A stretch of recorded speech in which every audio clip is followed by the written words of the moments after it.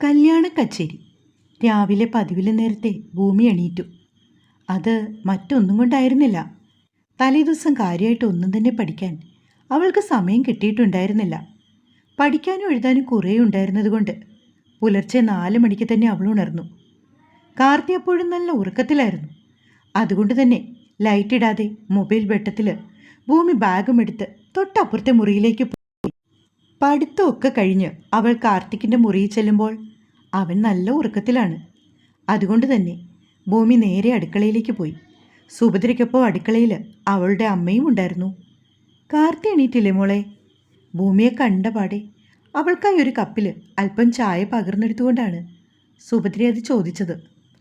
Sir നല്ല ഉറക്കാമേ. ഇന്നലെ രാത്രിയിലെ ഓർമ്മകൾ ഭൂമിയുടെ മനസ്സിലേക്ക് കടന്നു വന്നതും ചുവന്നു പോയിരുന്നു അവൾ. ഭൂമിയുടെ അമ്മ അത് ശ്രദ്ധിച്ചില്ലെങ്കിലും അവളിലെ ഓരോ ഭാവമാറ്റങ്ങളും കൃത്യമായി സുഭദ്രയുടെ കണ്ണുകൾ ഒപ്പിയെടുക്കുന്നുണ്ടായിരുന്നു.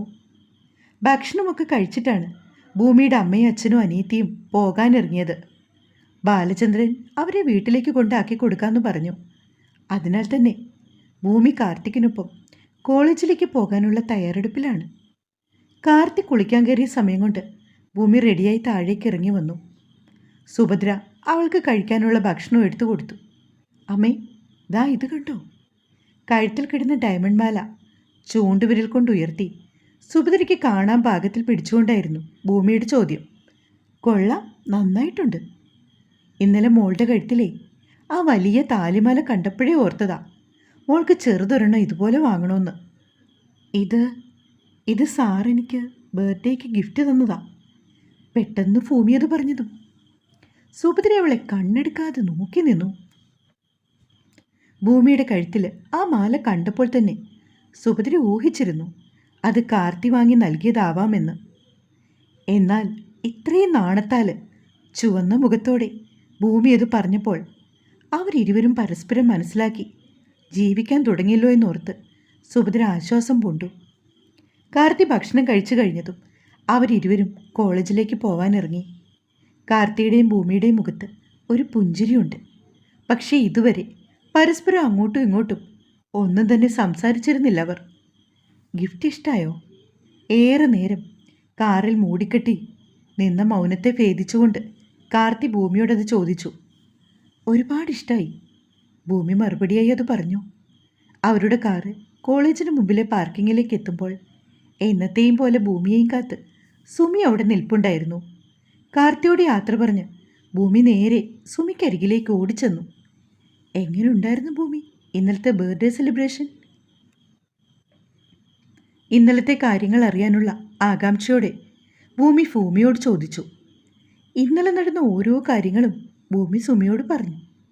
എല്ലാം കേട്ട് കഴിഞ്ഞപ്പോൾ സുമിയുടെ മുഖത്ത് അത്ഭുതമാണ് തോന്നിയത്. ശരിക്കും സാറ് നിന്നെ ഇഷ്ടപ്പെട്ടു തുടങ്ങിയോ? സുമിയുടെ ആ ചോദ്യത്തിൽ വളരെ സന്തോഷത്തോടെ ഭൂമി തലകുലുക്കി. അവരിരുവരും ക്ലാസ്സിലേക്ക് നടന്നു പോകുമ്പോഴാണ് അവർക്ക് എതിർവശത്തുകൂടി ദേവ് വന്നത്.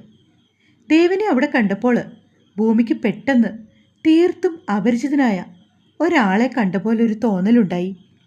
കാരണം കുറച്ച് ദിവസങ്ങളായി ദേവിൻ്റെ ഭാഗത്തുണ്ടാകുന്ന അനാവശ്യമായ വഴക്കുകളും മറ്റും. Good morning sir. ദേവ് അടുത്തേക്ക് വന്നതും ഭൂമി അവനെ നോക്കി പറഞ്ഞു. ഒപ്പം സുമിയും പറഞ്ഞു. അവരെ ഇരുവരെയും ഒന്ന് വിഷ് ചെയ്തുകൊണ്ട് ദേവ് നടന്നുപോയി. എന്നാലും ഈ ദേവ് സാറിന് എന്തു പറ്റി? അതാ ഞാൻ ആലോചിക്കുന്നേ. സുമി പറഞ്ഞതും ഭൂമിയും അതിനെ അനുകൂലിച്ചുകൊണ്ട് സംസാരിച്ചു തുടങ്ങി.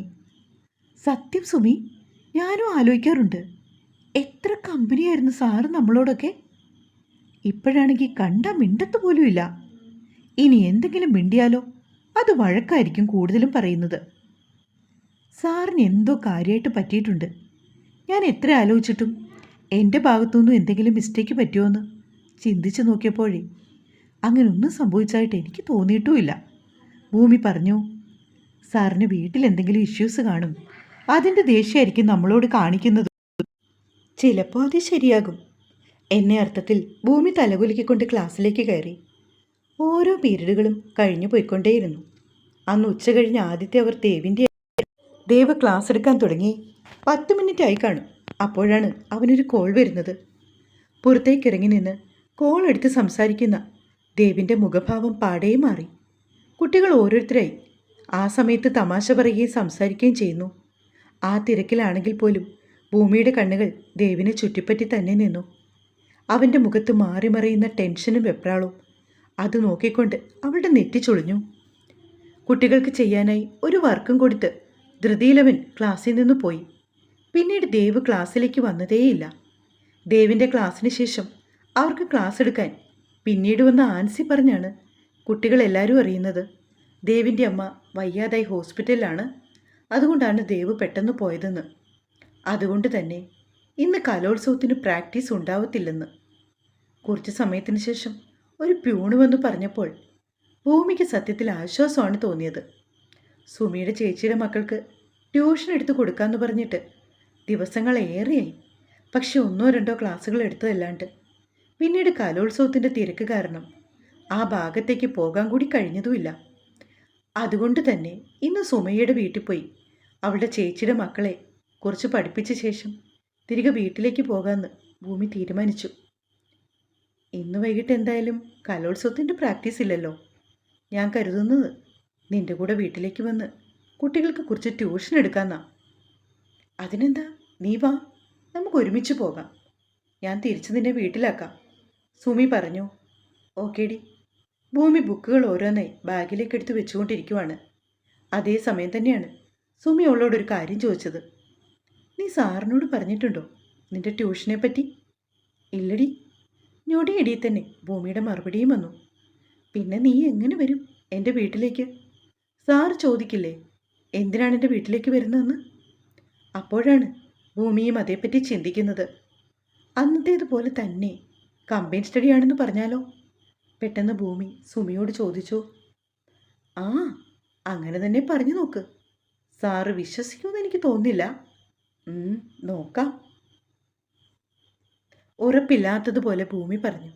അതൊക്കെ പോട്ടെ, അന്ന് സാറ് നിന്നോട് ചോദിച്ചില്ലേ നമ്മൾ ഹോംവർക്ക് ചെയ്യാതെ വന്ന ദിവസം കമ്പൈൻ സ്റ്റഡിക്ക് വീട്ടിൽ വന്നിട്ട് നമ്മളെന്തേ ഹോംവർക്ക് ചെയ്തില്ലെന്ന്?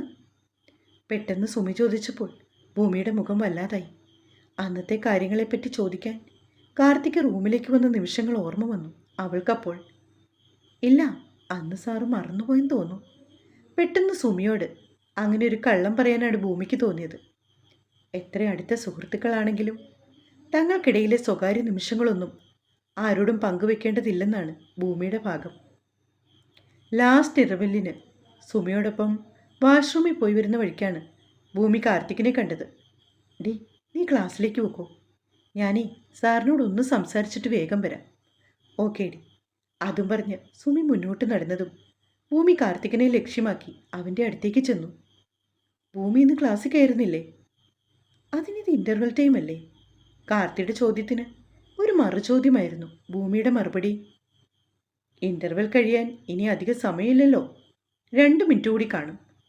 പറയുന്നതോടൊപ്പം വാച്ചിലേക്കൊന്ന് സൂക്ഷിച്ചു നോക്കിയ ശേഷമാണ് കാർത്തി അത് പറഞ്ഞത്. സാറിൻ്റെ പ്രശ്നം എന്താണ്? ഞാനിപ്പോൾ ക്ലാസ്സിൽ കയറാത്തതാണോ? എങ്കിൽ ഞാൻ ക്ലാസ്സിൽ കയറാം. പക്ഷേ അതിനു മുമ്പ് എനിക്ക് സാറിനോട് കുറിച്ച് സംസാരിക്കാനുണ്ട്. അതൊക്കെ വീട്ടിൽ വന്നിട്ടാകാലോ. വീട്ടിൽ വന്ന് പറയാനുള്ള കാര്യങ്ങളല്ല ഇപ്പം പറയാനുള്ളത്. എങ്കിൽ പറ. എനിക്കിന്ന് വൈകിട്ട് സുമയ്യയുടെ കൂടെ കമ്പൈൻ സ്റ്റഡിക്ക് പോകണം. അപ്പോൾ തനിക്ക് കലോത്സവത്തിൻ്റെ പ്രാക്ടീസ് ഇല്ലേ? ഇല്ല, ദേവസാറിൻ്റെ അമ്മയ്ക്ക് വയ്യ. സാറ് വീട്ടിലേക്ക് പോയി. അതുകൊണ്ട് ഇന്നൊരു ദിവസത്തേക്ക് പ്രാക്ടീസ് ഇല്ലെന്ന് പറഞ്ഞു. എങ്കിലൊരു കാര്യം ചെയ്യാം, എൻ്റെ കൂടെ നേരെ വീട്ടിലേക്ക് വാ. തനിക്ക് ഏത് സബ്ജക്റ്റാണ് ഡൗട്ട്, ഞാൻ ക്ലിയർ ചെയ്ത് തരാം. പെട്ടല്ലോ ഭഗവാനെ, ഭൂമി മനസ്സിൽ പറഞ്ഞു. വേണ്ട വേണ്ട, ഞാൻ സുമയുടെ കൂടെ പോയി അവളുടെ വീട്ടിലിരുന്ന് പഠിച്ചോളാം. കാർത്തി സംശയഭാവത്തിൽ ഒന്ന് കണ്ണു ചുരുക്കി നോക്കിയപ്പോഴേക്കും ഭൂമി മുഖം കുനിച്ചു കളഞ്ഞു. അതുവഴി പോകുന്ന കുട്ടികളുടെ നോട്ടം തങ്ങളിലാണെന്ന് കാർത്തി കണ്ടു. എങ്കിൽ ശരി, താൻ ക്ലാസ്സിലേക്ക് വയ്ക്കൂ, ഇപ്പോൾ ബെല്ലടിക്കും. നിങ്ങളുടെ കമ്പൈൻ സ്റ്റഡി കഴിയുമ്പോൾ പറയൂ, ഞാൻ കൂട്ടിക്കൊണ്ട് പോയിക്കോളാം വീട്ടിൽ. കമ്പൈൻ സ്റ്റഡി എന്ന വാക്കിന് അവൻ അല്പം സ്ട്രെസ് നൽകിയാണ് പറഞ്ഞത്. കാർത്തികിൻ്റെ മുഖം കണ്ടപ്പോൾ തന്നെ ഭൂമിക്ക് മനസ്സിലായി പറഞ്ഞതൊന്നും അവൻ വിശ്വസിച്ചിട്ടില്ലെന്ന്. കുറച്ചു നേരം അവൻ്റെ അടുത്ത് നിന്നു കഴിഞ്ഞാൽ പിന്നെ സത്യങ്ങളെല്ലാം താൻ വിളിച്ചു പോകുമോ എന്ന് അവൾക്ക് പേടിയായി. അതുകൊണ്ട് തന്നെ അവൾ വേഗം ക്ലാസ്സിലേക്ക് ഓടി. താൻ 2 കുട്ടികൾക്ക് ട്യൂഷൻ എടുക്കുന്ന കാര്യം കാർത്തി അറിഞ്ഞാൽ അവൻ കരുതും തനിക്ക് കാശിന് ആവശ്യമുള്ളത് കൊണ്ടാവൂന്ന്. പക്ഷെ കാശിൻ്റെ ആവശ്യത്തേക്കാൾ ഏറെ ആ പണത്തിനു വേണ്ടി മറ്റാരെയും ഡിപ്പെൻഡ് ചെയ്യാതിരിക്കാനാണ് ഭൂമി ട്യൂഷൻ എടുക്കാൻ തീരുമാനിച്ചതുപോലും. ക്ലാസ് കഴിഞ്ഞപ്പോൾ ഭൂമി സുമയുടെ വണ്ടിയിൽ കയറി അവളുടെ വീട്ടിലേക്ക് പോയി. ഉമ്മറപ്പടിയിൽ കാർത്തിയും ഭൂമിയും കാത്തു നിൽക്കുവാണ് സുഭദ്ര. അവരുടെ മുഖം ഒന്ന് ചുളിഞ്ഞു. കാറിൽ നിന്ന് കാർത്തി മാത്രമേ ഇറങ്ങി വരുന്നുള്ളൂ. സുഭദ്രയുടെ മനസ്സിലൂടെ പലവിധ ചിന്തകൾ കടന്നുപോയി. വീണ്ടും ഇരുവരും തമ്മിൽ പിണങ്ങിയോ എന്ന് പോലും ഒരു വേള അവർ സംശയിച്ചു. മോളെവിടെ കാർത്തി? അവനെ കണ്ട മാത്രയിൽ സുഭദ്ര ആദ്യം ചോദിച്ചത് അതായിരുന്നു. അവൾക്കെന്തോ കമ്പൈൻ സ്റ്റഡി ഉണ്ടെന്ന് അവളുടെ കൂട്ടുകാരുടെ വീട്ടിൽ. അത് കഴിയുമ്പോൾ തന്നെത്താൻ തിരിച്ചു വന്നോളൂ. എന്നോടങ്ങനെയാ പറഞ്ഞത്. അതും പറഞ്ഞുകൊണ്ട് കാർത്തി അകത്തേക്ക് കയറിപ്പോയി. അതെന്തിനാ അങ്ങനെ പറഞ്ഞു വിട്ടത്? നിനക്ക് അവളെ ഇങ്ങോട്ട് കൂട്ടിക്കൊണ്ടു വന്നാൽ പോരായിരുന്നോ? ത്രിസന്ധ്യ സമയത്ത് അവൾ ഇനി തനിച്ചു വരണ്ടേ? സുഭദ്ര കാർത്തിയുടെ പിന്നാലെ ചെന്നുകൊണ്ടാണ് അവനോടത് ചോദിച്ചത്. ചിലപ്പോൾ അവളുടെ കൂട്ടുകാരി കൊണ്ടുവന്ന് വിടും. അമ്മ എന്താ വിചാരിച്ചു വെച്ചിരിക്കുന്നത്? ഭൂമി എത്ര ചെറിയ കുട്ടിയൊന്നും അല്ലല്ലോ. അവളുടെ വീട്ടിലേക്ക് വരാനുള്ള വഴിയൊക്കെ അവൾക്ക് നന്നായിട്ടറിയാം. നിനക്കെല്ലാം നിസ്സാരമാണ്. അതും പറഞ്ഞുകൊണ്ട് സുഭദ്ര നേരെ അകത്തേക്ക് കയറിപ്പോയി.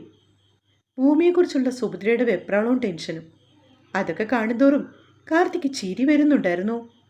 എത്ര പെട്ടെന്നാണ് ആ കൊച്ചു പെണ്ണ് അമ്മയെ കയ്യിലെടുത്തത്, കാർത്തി മനസ്സിൽ പറഞ്ഞു.